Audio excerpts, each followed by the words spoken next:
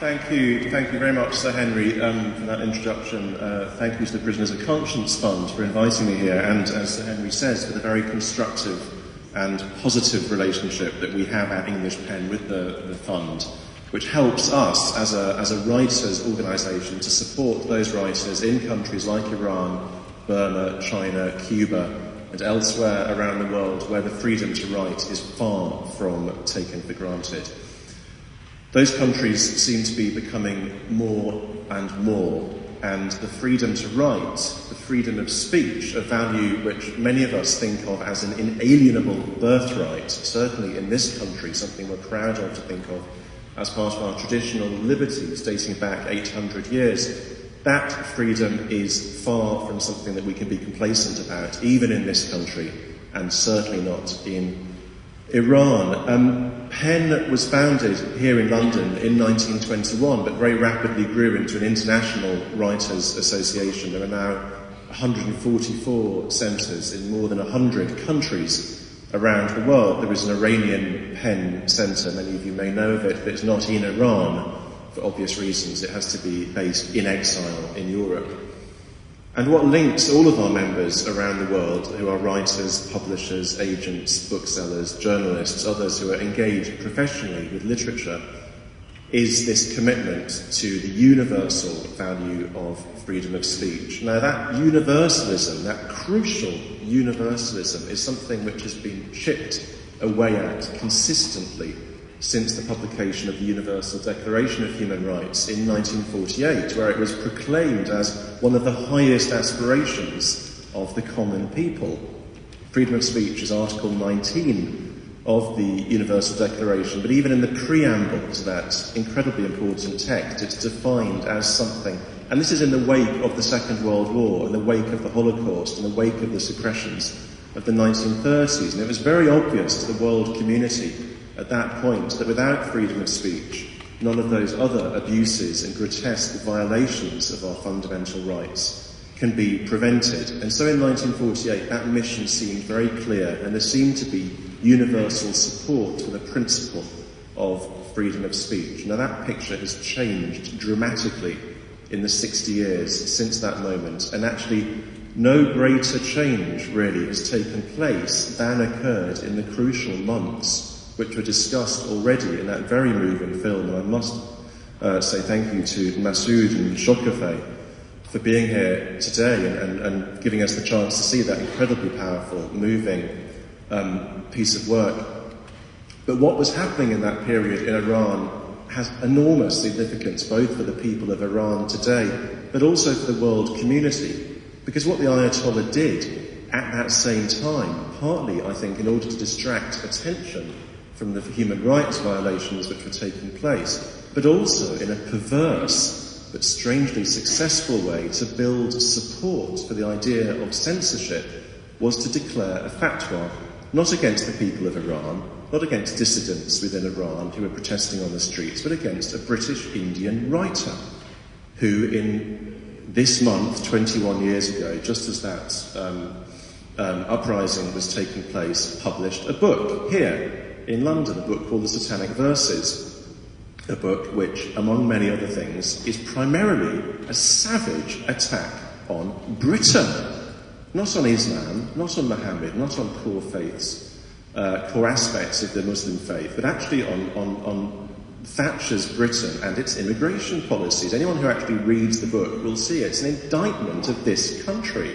But it was this government that he attacked that was forced to spend millions of pounds of taxpayers' money protecting him, and he's still under real threats today because of that fatwa that was declared on February the 14th, 1989. A kind of Valentine's Day present of the strangest kind, or others have described it as the worst book review a writer ever received. The fatwa led to deaths. Rushdie, fortunately, is still with us, but his Japanese translator was killed, his Norwegian publisher was attacked. Many others died, actually, in the course of protests against the book in India and Pakistan. And in this country, the Muslim Association of Britain attempted to bring a private case for prosecution, for blasphemy, against Rushdie. It failed because at that time it was deemed that the blasphemy laws did not protect religions other than Christianity. In fact, it was established that the blasphemy laws only protect the Church of England. Several years later, the Labour government, in its wisdom, decided to change that situation, to move towards a state where the feelings, the sensibilities of all religions were protected from so-called abuse or offence, and they drafted a Religious Hatred Act to that effect. Now, at Penn, and at many other organisations, we felt that this act set a very, very dangerous precedent, because it actually seemed to give legislative force in the United Kingdom, in one of the homes of civil liberties, to the very principle that the Ayatollah embodied in his fatwa, to the principle that to offend someone's religious beliefs is a crime. And it was very clear that if the Act in its original form had become law, that Salman Rushdie, other writers like Gurpreet Bhatti, who wrote a play about the Sikh religion in Britain,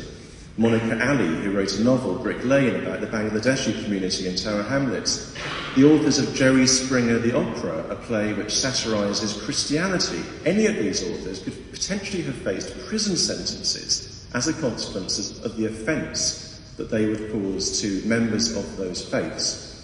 Now, in that respect, I feel that the fatwa 15 years later had almost borne fruit in the deepest way when Western liberal states were starting to enact the same kind of attitudes that were coming out of Iran as a response and as a distraction from what was happening at the end of the 1980s. The globalisation of censorship really was starting to become a reality. Fortunately, we were able to campaign against that bill and to secure some very important amendments to it, which limit the offence dramatically, make it very clear that an offence only takes place where someone actually incites violence. Anything else, however provocative, however offensive we may find it, we may wish to argue with it, we may wish not to listen to it, not to read it, but we don't lock writers up for what they say or write or what they believe. Nonetheless, something very important has changed, and I think what was most worrying was that many liberals in this country, in Canada, in the United States, and elsewhere, to varying degrees seemed to come out against Salman Rushdie and seemed to support the idea that free speech is not a universal value, that free speech is something which can be negotiated, which perhaps you have to be on good behaviour. Perhaps free speech is a duty more than it is a right or a freedom, that you have to earn free speech by being a good citizen, not that free speech is something which is there as the very oxygen of democracy because it lets in air, because it allows people to say things which are shocking, which may be upsetting, but which can bring about change. Because I don't think that the people who benefit from censorship are the disempowered or the voiceless or the minorities, women, children, the old, the gay. These are not the beneficiaries of censorship.